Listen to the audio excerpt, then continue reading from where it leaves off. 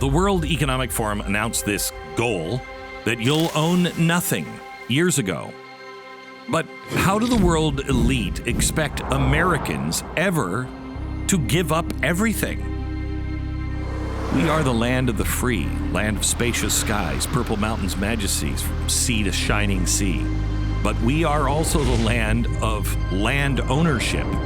And they're trying to take that away or expect us to surrender? I don't think that's going to happen. Unless the progressive playbook is so thorough, so well planned, so detailed that we won't have a choice. Tonight, I expose that playbook. I'll show you how progressives have been eroding our financial freedom for centuries. And now, with unprecedented control over corporations, banks, the Federal Reserve, the progressive left isn't stopping anytime soon, even if it means putting us all through economic hell. But tonight, I'll show you that there is a way to stop their sinister plan. Tonight, Exit Ramp. How to fight the progressive road to serfdom. Hello, America. Welcome. Glad you're here. I want to talk to you about the road to freedom, not the road to serfdom, the road to freedom. How did we go from a castle with a lord and a lady and a king and a queen that controlled the church and the bank and the government and the science and business and law and land? How did we get from here, where we were all living in little huts? We owned nothing. We were serfs. We did whatever the king said to do, and he owned all of our product. How did we get from there all the way to where we should be, to a free state? The road to freedom. The biggest stop was 1776. That's when we said, we have to break away from you. You don't understand who we are and what we want to build. What we want to build is a government that's instituted among men that would protect these rights that make all of us equal. That was revolutionary, literally revolutionary thought. And so we started making our way, and we didn't build giant walled cities. We instead, people could own their own homes and their own cars and whatever it is they wanted. We had local universities and state universities. We had local schools.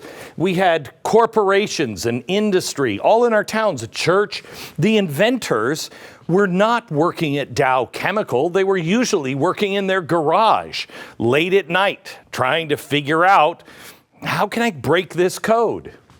And DC was a distant land. That's how we got here. Well, that was the plan. But if you're reading this, you know about this. How do you get the most powerful and wealthy nation that has ever existed to accept the concept, you will own nothing and you'll be happy? Land ownership is fundamental. It was completely almost a new concept for the rest of the world. You didn't just go out and everything was owned by the king or a lord or a lady. You just didn't have your own land. But it's a staple of this country. Private ownership is, since our very inception, part of who we are. Now, we own an awful lot of stuff in the private hands. Who do we think will own all of the land, the businesses, our houses, our cars, everything, once we happily give everything up? Will the Bank of America hand over all the stuff that their banks own? Will JP Morgan, Chase, Amazon, Google, Walmart, Tesla, are they going to pack it all in and go, you know what, all this is free. It's great. We don't want to own it either. The answer is obviously no. Someone owns it. So who?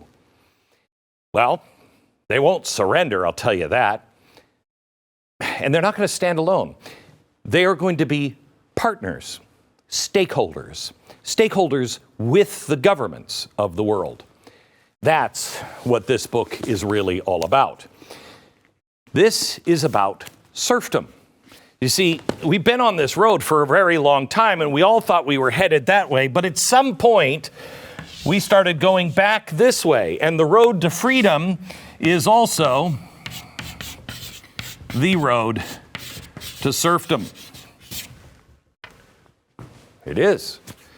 I'll show you a little while how long this has been in the works. It's phenomenal. But the progressive era saw a dramatic escalation, turning you and me into a serf. But this strategy is literally centuries old.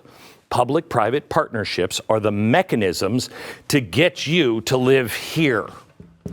The system is hurtling towards finality at a frightening pace right now. In 5 years, I think honestly, in 2 years, you're not going to recognize this country. You may not recognize this country after the next election. I don't know. But it will be unrecognizable if we don't create a parallel system and get off this road. We have to have a stopgap, and tonight I will show you how to build it.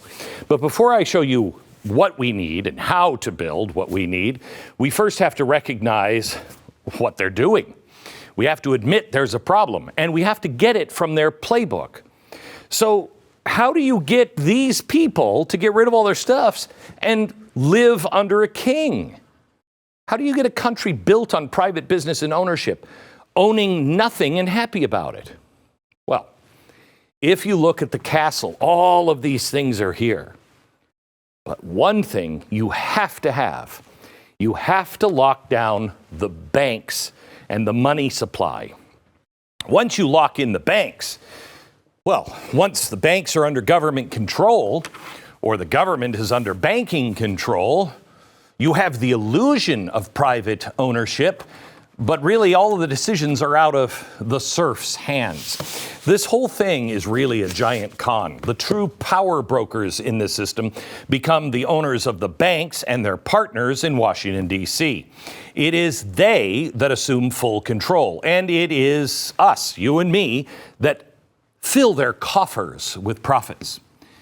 This is the largest transfer of wealth, and not going to the poor from the rich, but going from the poor, middle class, and entrepreneurs to the rich. I'm going to go more into this after the break, but this is the entire reason the Fed was signed into existence by Woodrow Wilson.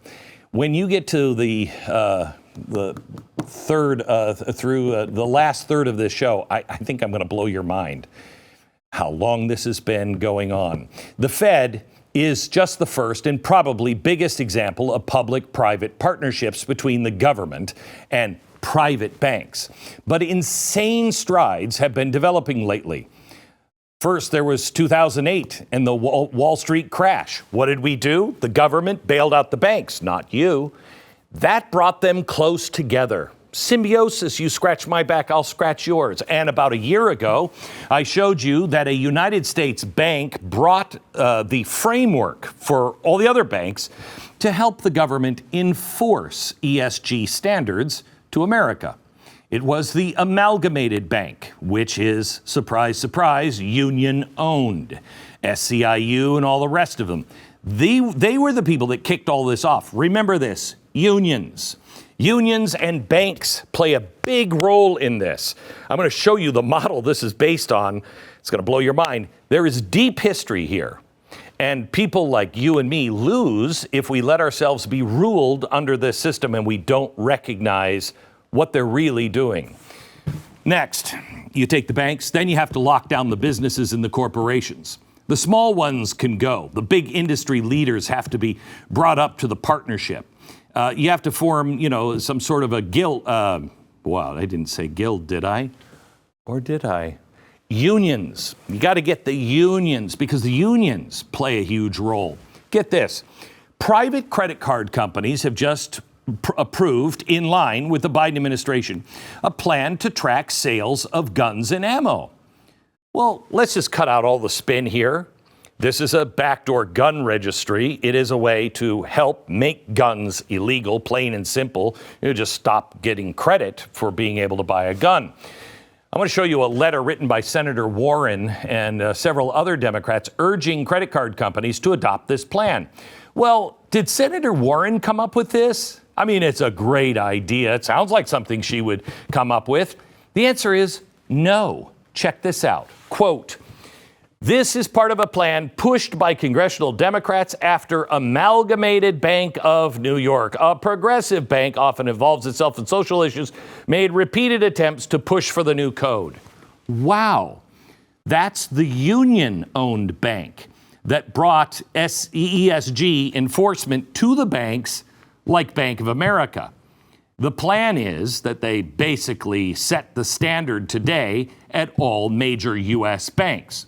Now they're imposing their will on private credit card companies in line with those who are the progressive rulers in Washington. Let me give you pharmaceutical companies, another great example. Remember how everybody was like, we can't be in bed with pharmaceutical companies, they're evil. I showed you back in January how Moderna and the government enjoy joint ownership of mRNA coronavirus vaccines, okay? They own this so much, I showed you that the Moderna company pays the government annual royalties to an account at the Fed. Well, now nobody's buying Moderna stuff, okay? They're not buying it because you don't really need it. Everybody knows it's a sham. What did Joe Biden just announce just last week? That the government was going to start funding this mRNA research and the people who do it to be able to see if we can cure cancer with it. Wow, so when the money dries up from COVID for Moderna, the pharmaceutical company gets another grant from the government. And how much is the government getting paid from Moderna? How many other large companies are sharing a similar partnership with the government that we just don't know about? How many? I'm not even going to mention the partnership between big tech, Silicon Valley, and the federal government. That one's just way too obvious. It's pretty clear here that what's happening between the country's largest corporate juggernauts and the U.S. government is not the free market. So, you lock down the banks, you get the biggest corporations, you control competition. Then you next have to lock down the academics and the scientists. One of the best examples of this is what I showed you in our big COVID special. The government, people like Fauci, were scrambling to make the lab leak theory go away.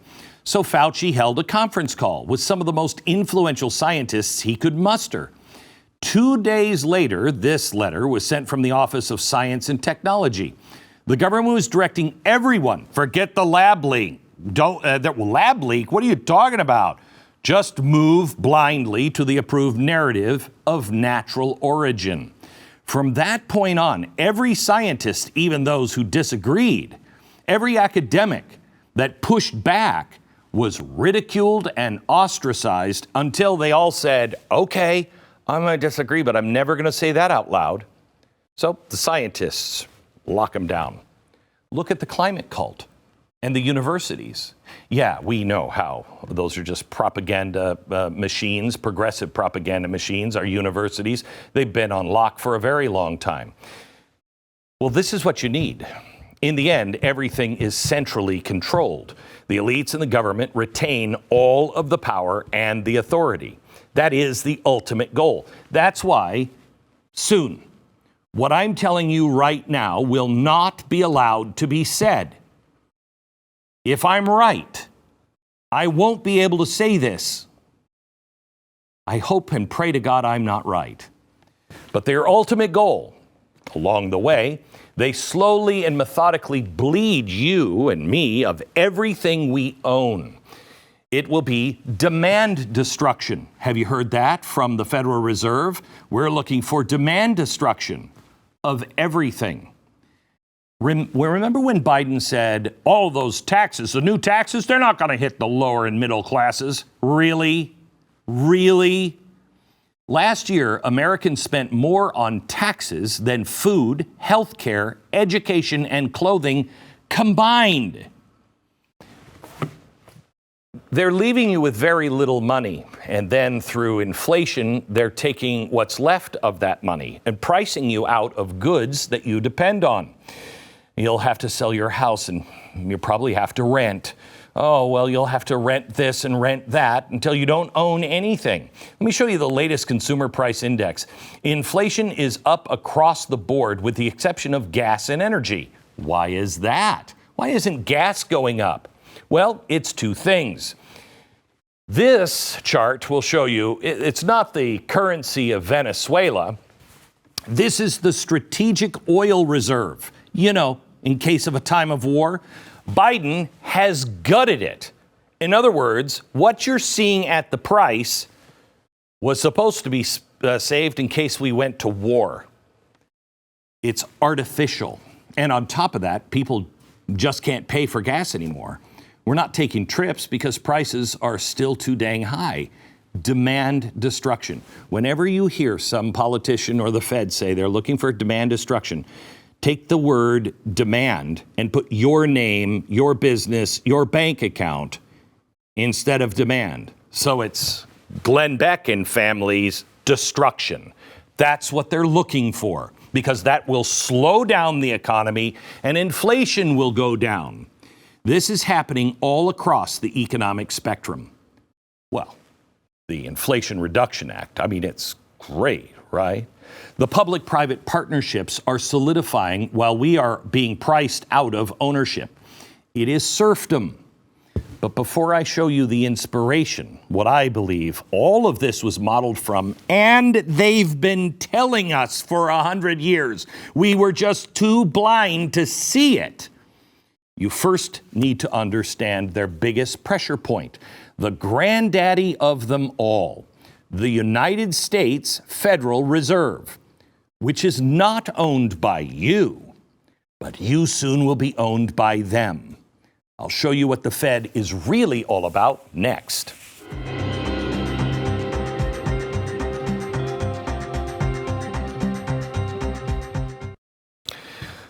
I've read several times that I was talking about the Fed. That's why they fired me at Fox. Oh, I hope they don't fire me here. Oh, that's right. You pretty much own it. What a relief. Being fiscally responsible is vitally important if you want to have flexibility, even a little bit of comfort in your life. And sometimes it's not good enough on its own. The good news is American financing can help bridge the gap between you and financial freedom. Here's the best thing about these guys. They don't work for the banks. Okay? If you're a homeowner, for example, you're paying a really high percentage on your mortgage, call American Financing. If you're paying 19, 20, 21, 24% on your credit cards? Call American Financing. They can walk you through a consolidation that puts you in a place where you don't have to walk on eggshells all the time. For any loan situation, American Financing is there to work with you and get you to the financial place where you need to be. They're a family-owned business. They work for you, not the banks. No nonsense, no upfront hidden fees, no pressure. It's a great company, American Financing. American Financing, close in as little as 10 days and skip 2 mortgage payments. So last week, the stock market and a lot of our retirement dreams were getting manhandled. I mean, me too, right? Hashtag. Pretty much everyone agrees inflation is the main culprit and that the Fed, if they would announce a rate increase, it could get really bad. That's what all of this has been about. They announced it today, 3/4 of a point. Whew! So we're saved, right? Nope. The Fed has intervened to fix inflation 9 times since 1961. Recession followed 90% of the time. Only once did they not screw it all up. One time. But you and I already know this is a recession. It doesn't matter whether the government tries the, word judo. We all feel the pain in our homes, at the gas pump, the grocery store. We see that businesses are scaling down with our own eyes. I believe that pain, real pain, is coming, but mostly the pain of serfs. The really, really rich are going to get really, really richer. The system is rigged. I've never said that about this country, but we are not in the America I grew up in and that lives under the Constitution. This is now designed for the public-private partnerships and designed to protect them. And they are insulated, and we are not. I saw this article last week, and it made me laugh. Stocks were getting hammered all across the board after the Consumer Price Index report was released. But there was one exception. NASDAQ drops more than 1%. Dow closes lowest level in 2 months. Wait, what? Wait a minute. What was it? Oh, it was bank stocks were a bright spot, with Goldman Sachs and JP Morgan rising more than 1%. Wow. It's kind of like going to Vegas. The house always wins. You won't hear any of this history in any university textbook, but this is the entire reason the Fed was created. But that's also not what the Fed would say either. In fact, if you go to their website, this is what they do say.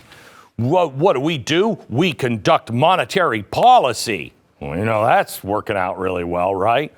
We promote financial system stability. Okay. We also supervise and regulate financial institutions. So they're the robber and the cop. They foster payment and settlement safely. And there's that help again. Finally, we promote consumer protection. We got your backs. Stick 'em up. Wow, the Fed sounds awesome, Glenn. Why do you always pick on the Fed? They're a bunch of great guys. Look at what they're doing. Yeah. That's when they're not triggering recessions or a depression. The Fed's narrative is a bill that was introduced in 1907. It was then signed into existence by Woodrow Wilson, everybody's favorite racist, in 1913. And it's been sunshine and lollipops the whole time. Because remember, they're just true, patriotic, faithful servants that want to help. I mean, with no personal gain, because that would be downright unthinkable. And gee, Wally, when Mom and Dad get home, they're sure going to be pissed. Yeah, Mom and Dad are coming up the stairs. That's you and me. Here's the real story of the Federal Reserve. The Federal Reserve Act wasn't drafted in Congress. What? It was drafted in 1910 on a private island, the island called Jekyll Island. It was an elite getaway at the time for people like Rockefeller and JP Morgan. 7 men met in secret, and the result was the United States Federal Reserve. These are the people that decided our fate. There was Senator Nelson Aldrich, I say. Aldrich was known as the political spokesman for corporate America. He was also an investment associate of J.P. Morgan, and his son-in-law was John D. Rockefeller Jr. So no conflict of interest there, Senator. And speaking of conflicts of interest, the other attendees include Abraham Piot Andrew, the Assistant Secretary of the Treasury, Frank Vanderlip, president of the National City Bank of New York, the most powerful bank at the time, representing people like Rockefeller. Then there was Henry Davidson of J.P. Morgan, and Charles Norton, president of J.P. Morgan's First National Bank of New York. Then Benjamin Strong, he was the head of, what a coincidence, J.P. Morgan's Banker Trust Company. And then there was Paul M. Warburg, partners in Kuhn, Loeb and Company, a representative of the Rothschild banking dynasty in England and France. Did he just mention the Rothschilds? I either want really good wine right now, or it's a conspiracy theory. You take all of these guys together. These were the men drafting the creation for the Fed. These men, they represented 1/4 of the total wealth. Not in America. 1/4 of all of the wealth in the entire world. And they had 5 things they wanted to accomplish. Now, see if any of this stuff, I mean, this is such conspiracy corner, even though it's written down in its actual history. Stop growing competition from the new banks. Wow, that sounds very American. Not at all self-serving. Stop growing competition from the... That's important to remember that for later in the show. Stop growing competition. Obtain a franchise to create money for lending from nothing. Wouldn't that be great? I'd love that. 3, get control of all bank reserves so reckless ones won't be exposed to bank runs. You see, all they have to do is control the money, but it's for charity. Oh, they just want to help. Then shift losses from the bank owners to us, the serfs, the taxpayers. Convince Congress that the purpose of all of this was just to protect people like you and me. Now that sounds a little different than what they signed. The end result was the government could now go directly to the Fed to get money without consulting you and raising your taxes. Money would be created, as they said, out of nothing and given to the government. It could be loaned by the banks to people like you and me, and then we would pay interest on it, which makes them richer because they didn't have it in the first place. But now they have it. So I'm going to loan it out, and I'm going to make money on something I didn't have. I just made it up. You see what I mean by the house always wins? But is the Fed public or private? Check this out from the St. Louis Fed. Quote, so is the Fed private or public? The answer is both. While the Board of Governors is independent government agency, the Federal Reserve banks are set up like private corporations. Member banks hold stock in the Federal Reserve banks and they earn dividends. Wow, you want to talk about the mother of all sweetheart deals? This would be it. They exist in this murky, mysterious gray area. Oh, and they set our monetary policy, print money out of thin air, and then we bail them out, like in 2008. Hey, that was on that conspiracy list. I've got to have some more Rothschild. Could somebody get me a good, very expensive glass of wine? So this is the Fed, and debt and serfdom has been the goal all along. Oh, that's crazy. Is it? Oh, wait, you're going to love the next block. The system being built is surprisingly similar to one that is over 600 years old. I can't wait to show you. Next.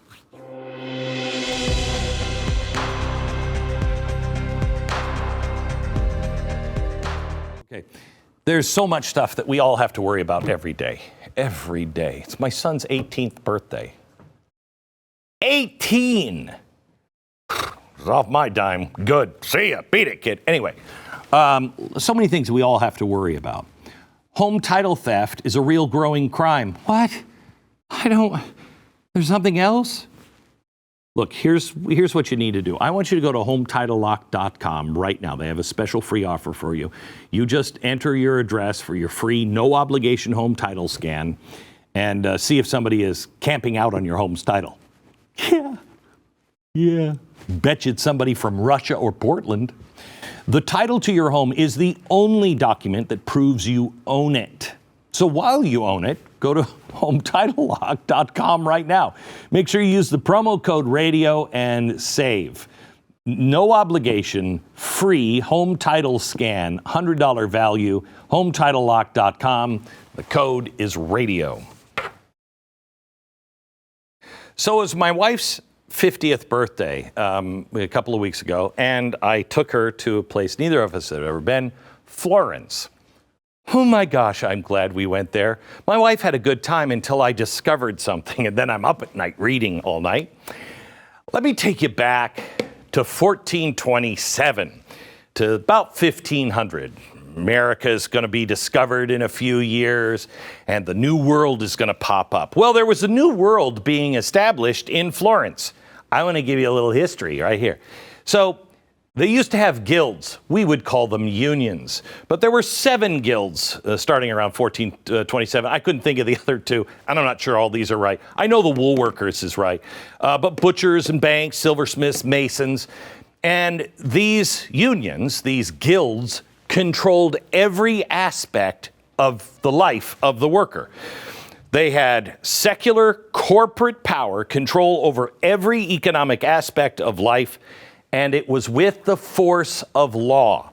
They would protect from competition. What did we just read about the Federal Reserve? Protect from competition. They were in charge of quality control, education, welfare, even housing. Okay? So the town in this walled city would be cut up like a cake. And you might have the bankers and the wool workers and the butchers. So everything was controlled. Everything. Well, this crazy cat called Medici, he was actually, I think he was in the Wool Workers Guild. He was just a regular guy. He wanted to be a noble, but he couldn't become a noble because he had to be born a noble. So how do I become a noble? Well, I could stop being a wool worker and maybe I could become a banker. Well, he did it. And I think he was one of the first to ever do it. But then when he got it, things kind of got a little spooky. Then he dies, and his son, Lorenzo, takes over. Lorenzo is known as the Magnificent. He's the guy that literally funded all of the art, the Sistine Chapel, he discovered Michelangelo and Leonardo da Vinci. He was an amazing guy. But the guilds, all 7 of them that controlled everything, they all met here. Now, I want to take you over, and so I want you to really see this building because it's a beautiful building, and there's a reason I'm showing you this. You'll find out in a minute. So the building, I want you to notice this part right here. It's so beautiful, isn't it? The rest of the building, the clock, blah, blah, blah. The little tower here, and this right here. Isn't that beautiful? Because that's what captivated my eye after I did some reading. Actually, that came second. Because it was this building. See, the guilds met here. This was the control. Florence was a nation at the time. So this was like their capital, okay? And they all met here. Medici, he had control of the, I think it's Arte Maggiore. That's the guild, the people that were meeting in here. He really kind of controlled it and everything else because his bank had made deals with all of these guys. So he was the main trader for everything. And he was also the Pope's bank. Lots of money. They controlled the treaties. Mainly he did control the treaties. And he built himself a modest little home. And this, believe it or not, is the modest one. I want you to see it, because I stood in front of this. I stood right here, and I looked at the bars on the windows and this particular stone, and I walked across the street, and then I looked at these lamps, and I'm like, gosh, I've been here before. Deja vu. How is it I've been here before? Because I've never been to Florence. And it bothered me all day. And my wife was like, could you let it go? And I'm like, no, there's something about that building. What is it about that building? Well, I figured it out. I had been in front of that building before. Except it was a modern day version of it. It's this building, the Federal Reserve. The Federal Reserve, see the bars on the windows? See the stone? It is exactly, look it up, it was modeled after Medici's home. But that's not all. Do you remember the first picture I showed you? Yeah, this one? Yeah. Notice the top of this, and the little turret kind of thing here, and these. Can we go back to the Federal Reserve Bank? Oh, look at this right there. And there's a little castle turret there, and the top is it. Isn't that weird? So I discovered this. My wife was like, okay, can you now let it go? And I'm like, no, I can't let it go. This means something. So I went home that night while she fell asleep. I started doing research. And I realized that these guys that designed the Federal Reserve Bank did it intentionally. Now, they said at the time in the 1920s, well, we were just looking for something that looked strong. Really? That was your motivation? You went and you took 2 buildings from Florence. One happened to be the unions and the government building, and the other one was the main banker building. And you put those 2 together. Ha! What are the odds that this amazing coincidence is happening? What's happening? Well, What did they have here? A bank that was in control of all the workers, and the unions that controlled every aspect of economic life with the force of law. Why? Because they were all meeting here. But who was the big winner? Medici.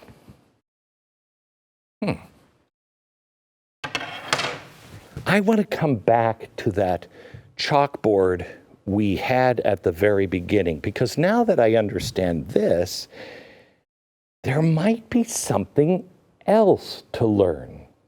Back in a minute.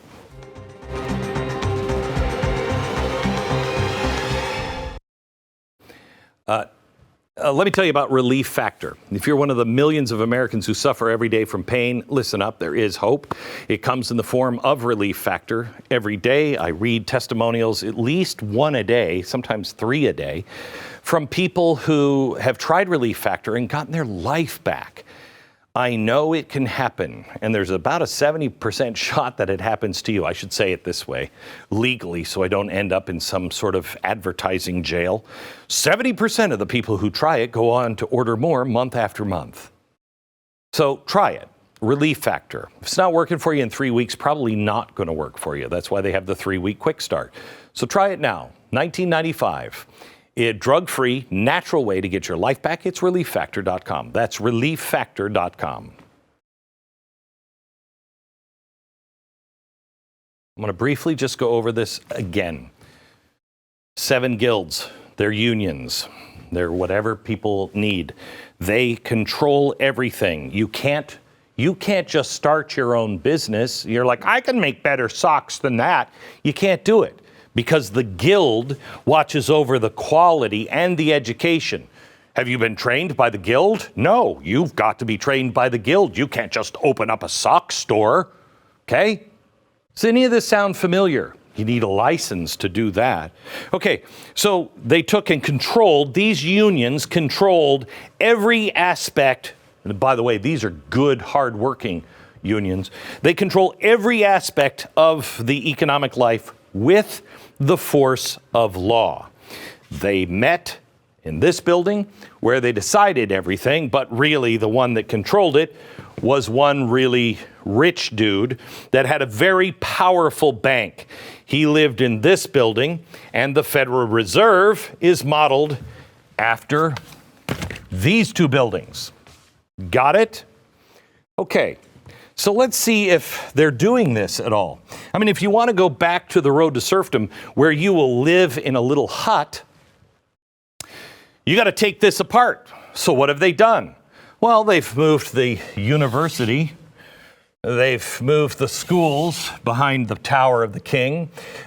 Big industry is going in. You have local banks. Remember, in 2008, we had to bail these banks out because they were too big to fail. Then why did our local banks go out of business and the big banks got bigger? Seems like they don't know what they're doing, or they were lying to you. So the little banks went out of control, but the government and Union Bank, it's doing really, really, really well. Okay, church, this is just wokeism now, and that church is happening here, run by, and science? Hey, trust the science. Otherwise, we'll silence you. It's almost as if it's a giant castle that has all of this. Now, the king also owned all of the land. What happens if you default on your mortgage? Who gets that? The bank gets that. But who's the bank in league with?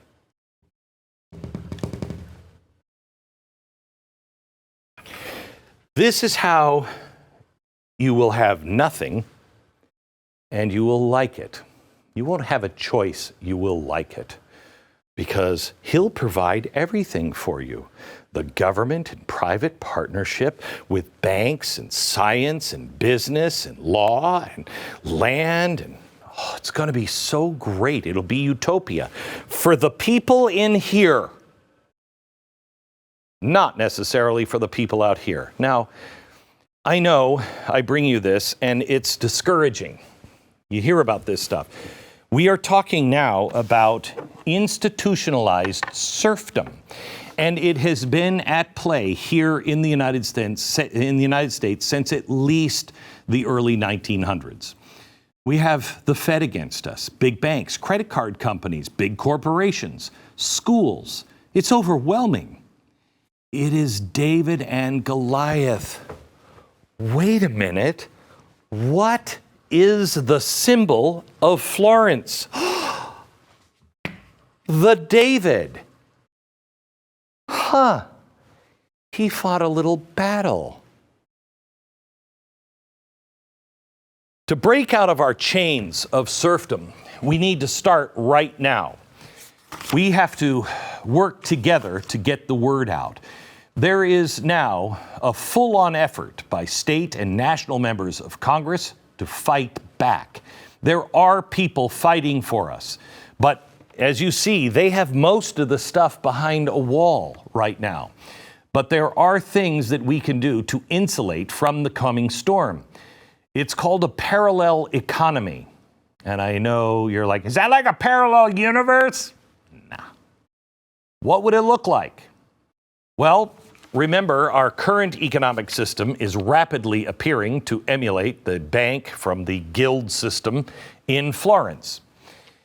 In that system, the bankers and corporations held all of the powers. The banks are where you have to start. I urge you to move towards your local bank and your credit union. If a bank is connected to the big banks that own the Fed, they should be considered compromised. Ask your local bank or credit union who their affiliations are with. Debt equal with what banks are doing is banks who they're doing business with.